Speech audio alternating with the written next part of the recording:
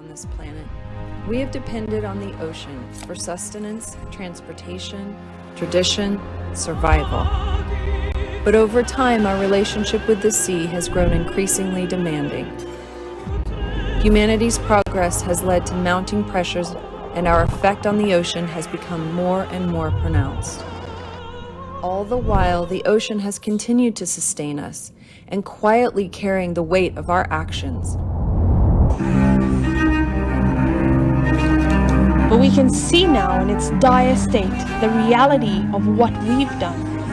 And so, the onus is on us, individually and collectively, to work together, to listen and to share our knowledge, to bridge barriers and to collaborate, to restore the ocean's vibrancy and to bring it new life. Join us on June 8th for United Nations World Oceans Day as we come together to shed light on and celebrate solutions, science, community, youth leadership, private sector engagement, and government collaboration, and to ignite collective action to revitalize the ocean and all it sustains.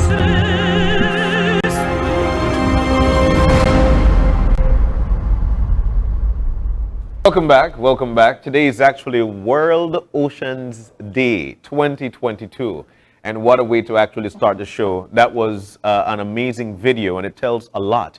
The story behind it is one of reality and one for folks to actually try to decipher and make changes. Now, we've got professionals in to talk to us all about it. We've got Janelle Chanona, who is the Vice President, Belize, Oceania Belize, Vice President of Oceania Belize, and also Monique Vernon, who is on Zoom with us, who is a wave maker for Oceania Belize.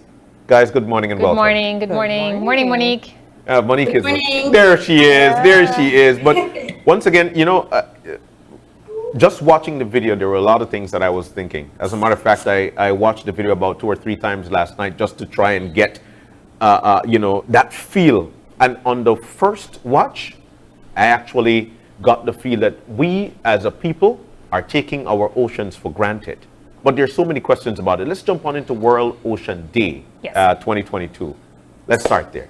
Well, I kind of biased. Yeah. I feel like World Oceans Day is every day. We're talking about something that 71% of the planet. You're biased for true. And and I know that's true of so many days, but honestly, it's really that, particularly right now when there's so many challenges that collectively we have to address if we want to have a future that we can be happy about. It's really that every day for at least the foreseeable days has to be focused on what we're doing to address these issues, because we need oceans to be healthy, to be abundant, to be restored. That's just a critical factor. So let's agree from here for the rest of the year is World Oceans Day, and we focus on it and we get it done, because that's the thing. We know what we need to get done. It's just that the collective action needs to build. Janelle, so let's talk about the significance of this day. It is, like you mentioned, it's like, you know, it's like Valentine's Day. Every day is supposed to be that day that we're supposed to share love for mom, for dad, for your significant other, and so for our oceans. What is the significance of today? So this is a United Nations Day, and I know you both are very familiar with all the Sustainable Development Goals and life under the ocean, and it's really, as the video tries to show in a very snapshot way, that it's the ocean sustains so much of what we depend on, what we need, what gives us, you know, livelihoods, what gives us food, and that's just it. It's remembering, taking a day out of the year, and I get it. Everybody is busy, everybody's commuting, everybody's working, everybody's trying to pay bills, and, you know, gas the way there. I get it. But it's also to remember that all that economy is supported by ecosystems. And when you talk about mangroves and seagrasses and coral reefs, those are 3 of the most critical ecosystems that creates this lifestyle that we've had. And it's really important for us to remember that as busy as we are, we have a opportunity to play a role in changing the outcome, because as I said, we know what's going to happen if we continue as we have been. Yeah. And it's really important for us to recognize that out of our busy days, we can make time to celebrate what the ocean does for us and to respect it by playing our part. Yeah. I love what you're saying, because I also think there's a connection that oftentimes is missing. We think of the ocean and we think of what's in the ocean. So we think of reef, we think of fishes, but the role that it plays goes beyond just what it provides for us, but also can be the source of our worst nightmares with natural disasters, with the fight with sargassum that people are having right now. How do you encompass that so that it can be translated to all people to understand, as not just a coastal community, but as global citizens, it's important to us? It's a fine line, because you don't want to be honest sometimes in how bad it can be, because then people get to this apathy point and just like, well, what's the sense? Like, you know, if a superstorm is going to come and wipe out everything, I'm going to enjoy, you know, YOLO and just do what I got to do. And that's the tricky part as advocates, because as much as we can foresee, you know, 1.5 and 50% of our reefs die if we don't. And even if we hit 1.5, we might still lose portions of our underwater resources. So how do we make sure that we communicate that as bad as it can be, we can mitigate it, we can adapt, we can restore, but at the same time say like, but this is not a Chicken Little, the sky's falling scenario. This is actually already playing out. It has been for years. It's going to get worse. But if we start doing, you know, major changes now, we can have major benefits in the future. So when we talk about communicating and advocating, it's really important to get that message across that we can change. We're running out of time, but we're not there yet. We can make the changes we need to, and that's just why it's this constant pressure of here's how you can do it, here's how you can get involved, because as much as we can say I told you so in 25 years, at least here now you can't say you didn't know. Well, you know, I think your Wave Maker of the Year is a great example of this, where sometimes the problem seems so insurmountable, but you gotta just start. Yeah. And we have Monique with us, and Monique is joining us from Placencia. You are the Wave Maker for Oceania Belize. I understand the Wave Maker of the Year, because you just decided to get involved and start doing your part. Tell us about your project, Mr. Gobi. Thank you. Yes, I started doing. I saw an issue and I wanted solutions, and I wasn't gonna wait for anybody to, but you know, give it to me. I had to find them myself. And being that I am from Placencia, I felt like it was my responsibility, and so I acted upon that. And you know, I created bins to collect plastic bottles, and the kids love it. It gets a lot of good engagement, and so I think we're doing pretty good here with this, with what I've created for Placencia, and hopefully be able to, you know, expand across Belize so everybody could have a Gobi bin and join the Gobi gang. You said a very important word there, the kids. Now they're the future. They're the ones who eventually this will be affecting more if we're not careful as a people. But I'd like to ask Monique, what are the questions they're asking when you guys are out there? You know, you're out there, yes, they're having fun by doing it, but at the same time, it's a learning experience for them. What are they asking, or what are you teaching? That's very true. The kids are the future, and with Mr. Gobi and Friends, it was entirely made to, you know, to focus on kids. And so practically, through the bin itself, it's like showing you, okay, these are the types of animals we have in our oceans, in our seas and lagoons.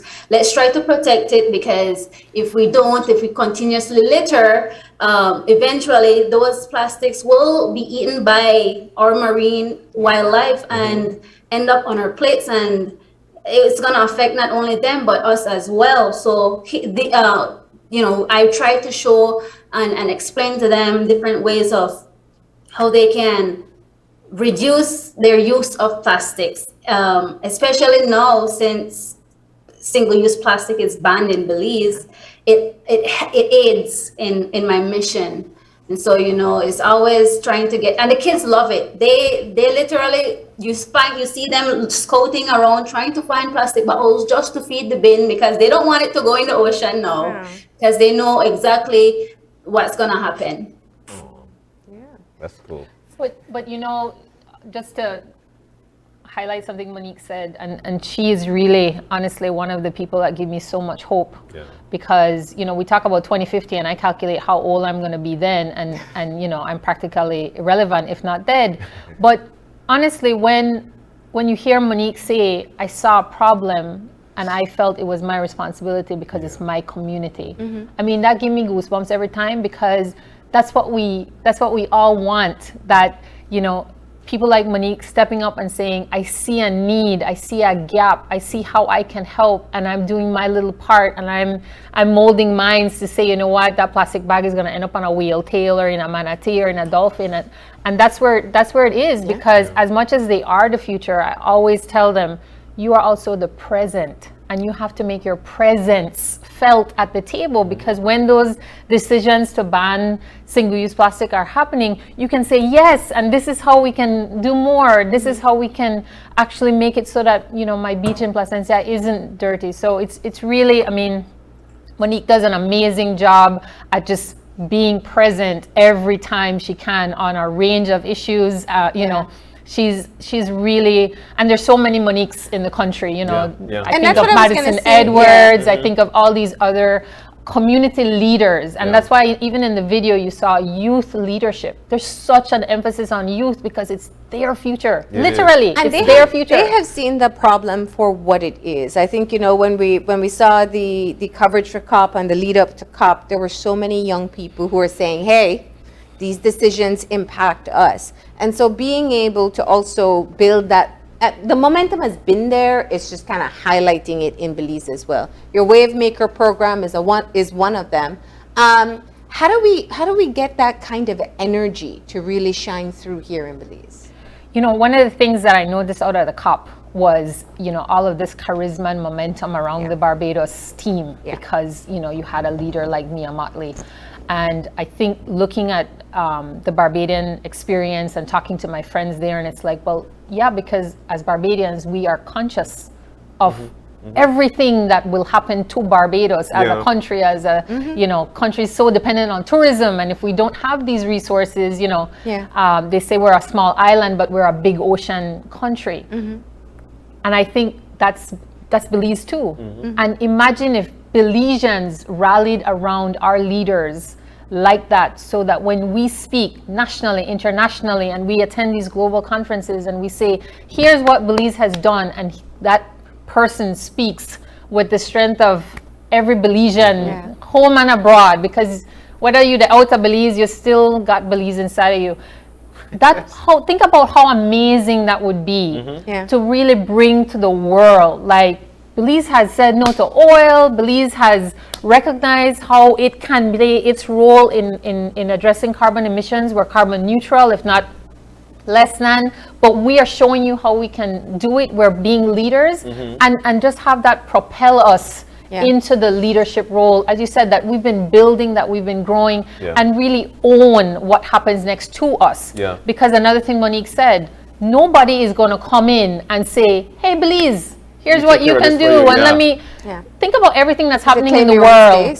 And people are dying, and people are getting blown up. Nobody's coming in to rescue. I really like the way you went there, because nobody's going into your house and say, let me clean it for you. It starts with you. But I'm here thinking, back in the days growing up, PG, we were in school, and we used to always hear about the mangroves and how we could take care of the mangroves, and what we could do to make sure that it continues to stay, because the little fish, they eat there. It's their habitat. Do you see this still happening? And how can we continue to trickle this down in schools? I'm saying that because, like I mentioned previously, these children are the future. It depends heavily on them. But also as parents, we're supposed to teach our children what to do and what not to do. What are you seeing? Absolutely. Monique, you want to share what you've been seeing on the Placencia Peninsula? You did a couple stories on your Instagram the other day. Yes. So, under Mr. Gobi and Friends, we host a lot of cleanups. And one of the locations we often go is Pasinseki because there's always trash at Pasinseki. So we make it our business to go there. And not only that, because we also see a variety of rays, dolphins, manatees. They're always right there. And so it's a good moment to learn to just bird watch, manatee watch, just be one with nature. And well, on Sunday recently, what that just passed, we went that way, and we discovered, we saw like a clear cut of mangroves. It was devastating. My voice was trembling. I literally felt disgusted. I wanted to cry in the moment. It was so sad. And I thought to myself, man, I came here, there were so many species of bird I was always listening to, trying to learn from, who uses that as during migration, they use it as a resting location, as a nesting location, and a breeding area. So to see that it was completely gone, and then not only that, they were dredging up to make a new channel in that area. I felt so sad and at the same time powerless, because majority of the time it's the money that drives situations like that. And I am not rich, so it just broke my heart. And I'm doing what I could do with my voice by bringing it to the public's attention. And I'm just hoping that through that there can be some actions being done. But and I'd like to jump to the devil advocate of the situation, right? So, Monique and Janelle, there'll be people who would tell you, hey, but it will continue to be that way. Previously, we had, 6 billion people in the world. Now we're over 7 billion. Industries are, the industries need to continue on. We need to do things so everybody could eat. And these are the easiest way to do it because we need to save on funds. But they're not cognizant of what they're doing to our oceans. What do you say to these people? Let's start with Monique. I often say, honestly, for me, it's like, what is the point of an EIA when at the end of the day, if everybody submit one, there's literally going to be nothing left on this peninsula. And I've seen I've roamed this entire village, climbed almost every tree. And now it's like, I can count the trees on this peninsula in my village. And as time goes, so does the trees. And I don't understand why people keep doing it. I know why, but at the same time, it's like, why don't you see the bigger picture? A lot of times people are very short-sighted.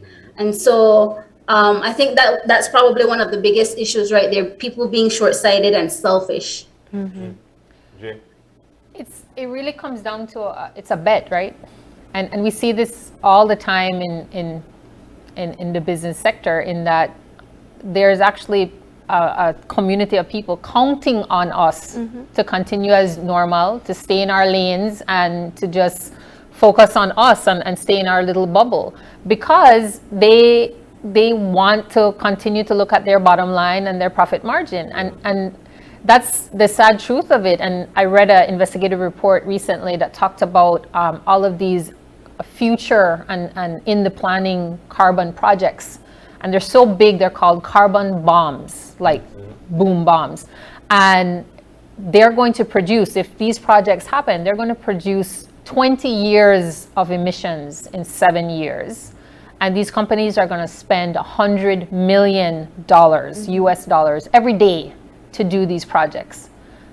And I'm here thinking, there's only one reason why someone would spend $100 million US a day to do something that collectively has so much bad news for the rest of us, because nobody's going to stop them, because they're betting that it's going to be business as usual. And we've been talking about climate change decades, and what has really changed? We listened to all the emotion at the end of the COP in Glasgow, and the incremental step that was made towards coal when it should have been a giant leap.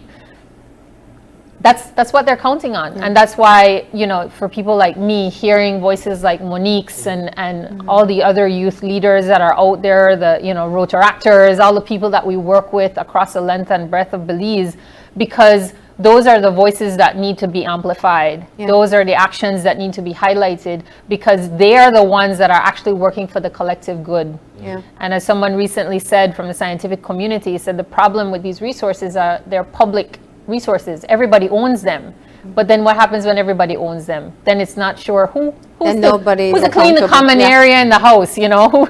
Is that mom's job? Is that dad's job? Is that everybody's job? And what gets done? So it's really about making sure that everybody's aware, everybody's educated, everybody's finding their role. Because when we do a little bit, it adds up to a lot. And I guess it goes right back to why we talk about having an ocean day. It's like one day to remember to raise the flag, just in case people forget. This is why it's important. This is why we have all the work that is ongoing.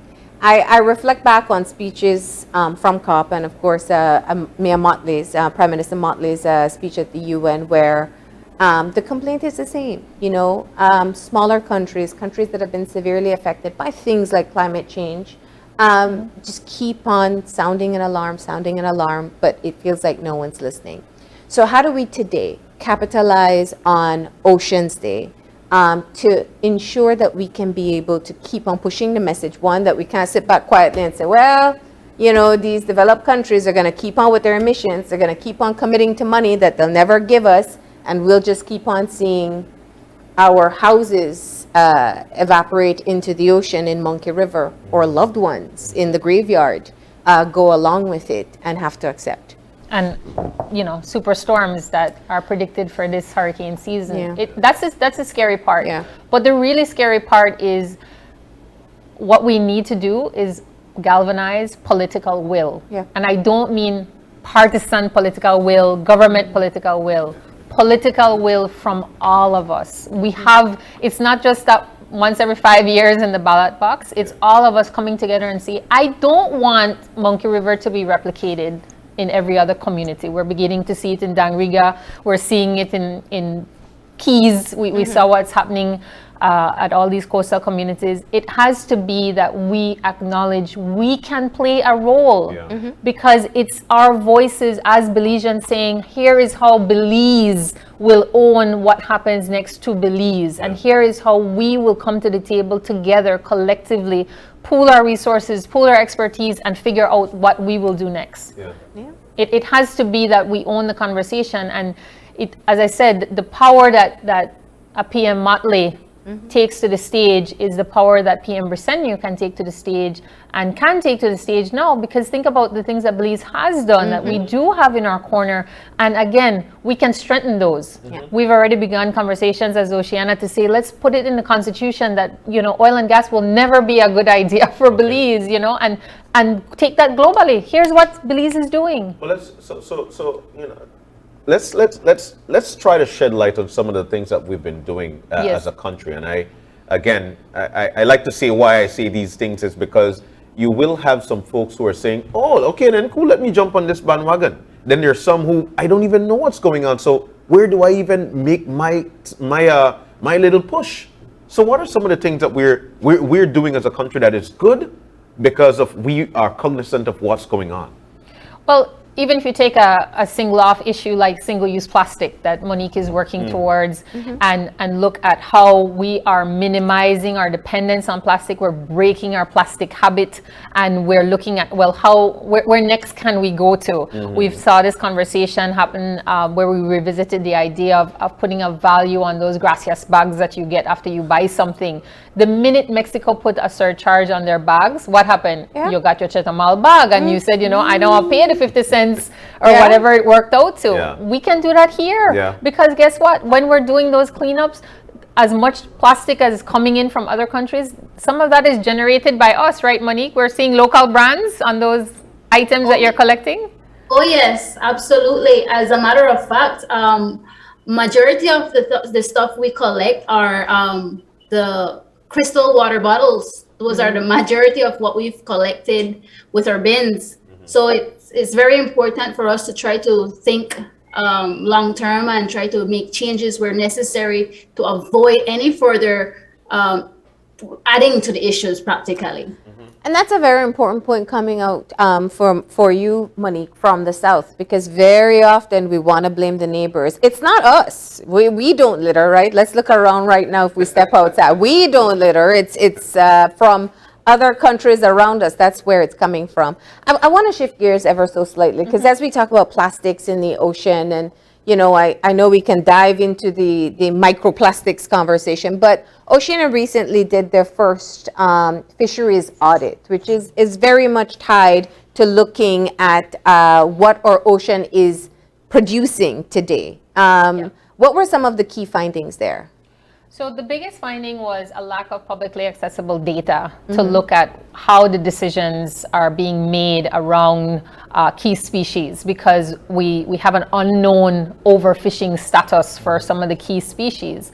And just recently, yesterday, you saw the initial report this year from HRI talking about 57% declines in herbivores. And, coincidentally, we have one incident come out from the enforcement end that you're talking about. I think it was like 72 or 78 parrotfish. Those are the herbivores that we're talking about. So, I mean, you can extrapolate. If one incident looks at that scale and that number of herbivores, and you think about all the other incidents that we're not getting a hold of, then you can see easily, unfortunately, how that drop can happen in 3 years. And that's, again, when you look at commercial fish species losses, you look at herbivores losses, you look at overall reef health, that's bad news for tourism, that's bad news for fisheries, that's bad news for just coastline and shoreline protection,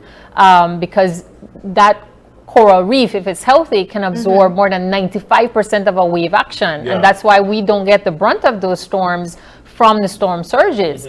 But the minute that's not there, I don't even want to think about what it would look like for places like our capital.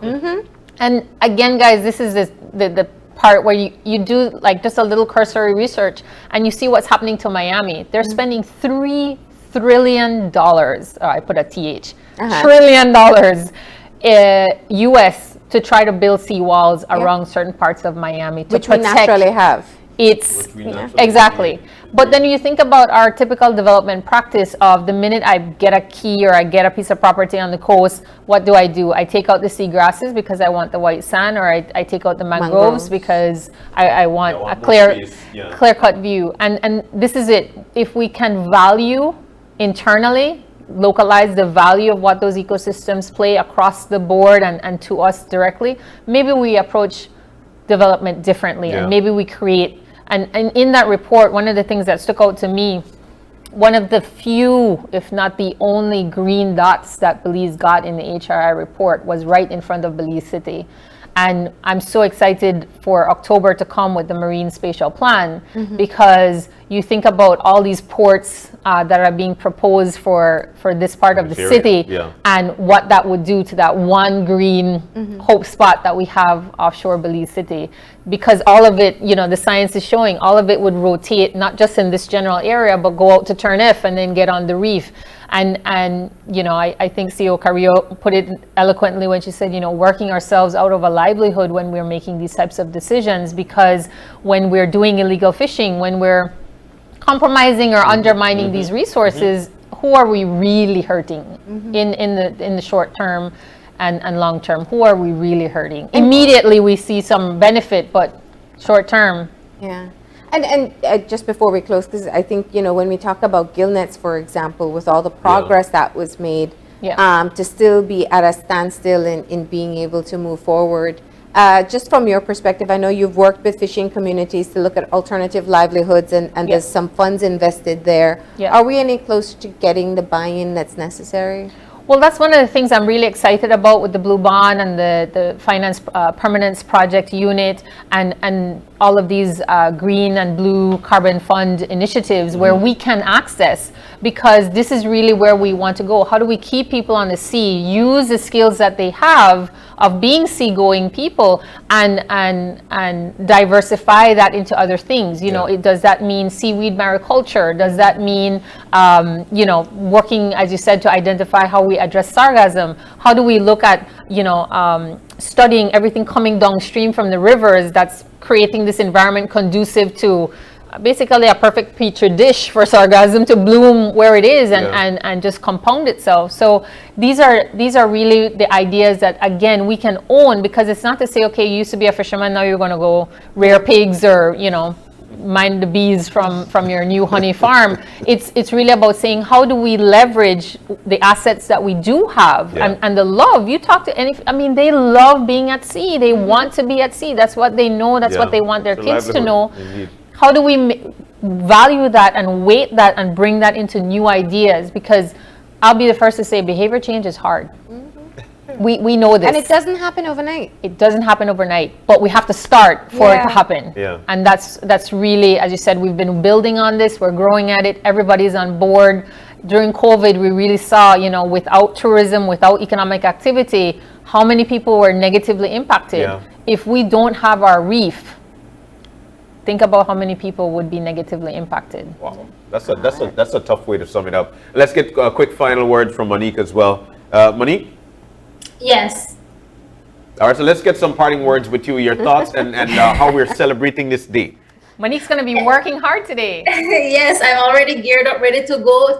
Today we are hosting a cleanup for 2 hours, starting from 8 a.m. to 10 a.m. We're partnering with the Placencia Village Council and Southern Environmental Association, who will be joining us. There are 2 locations, one at the beach in front of Casa Palma, and the other location down at the Placencia Point, where the Southern Environmental Association will start. We'll have food, refreshments, bags, gloves, and it's gonna be a great time. We've been the Placencia Village Council they've been very, very awesome at cleaning up the beach over the past week of sargassum, and so it's gonna be a community affair today, and it's gonna be exciting, because at the end of the day, like Miss Chanona said, we depend heavily on the reef, and we gotta do what we can to you know, save the little bit that's left. That's right. All right, so now we know. But not to leave on a despairing note. Every time we give Mother Nature a break, she rebounds. Yeah. We just have to figure out how we can do something on the side to give her that break, and then she'll be right there for us. Excellent. That's the unconditional love she has for us. And how do we celebrate Ocean Day? Please think about how you can minimize your use of plastic. Please think about how you can just make a difference wherever you are. If you need some ideas, go to our Oceana and Belize website.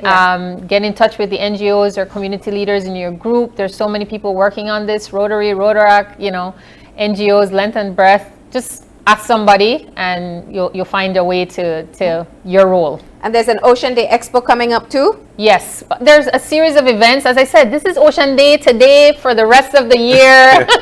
There's going to be something happening at various points nationally in the months to come. So please stay tuned. All right. So Janelle and Monique, thank you guys for joining us this morning. It was a great conversation, and we all need to be a part of this. Thank you. Thank you so much. All right. We're going to take a break. When we come back, we'll be discussing the posthumous pardon of Nora Parham. Her son will join us next. Stay with us. We'll be right back.